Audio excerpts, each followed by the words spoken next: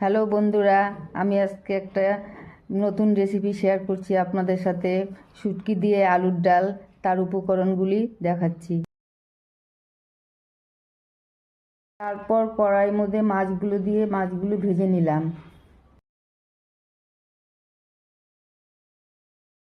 তারপর মাছগুলো প্লেটে তুলে নিলাম।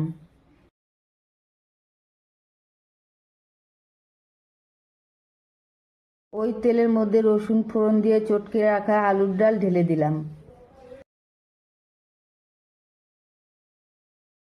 তারপর স্বাদ মতো নুন হলুদ দিয়ে দিলাম।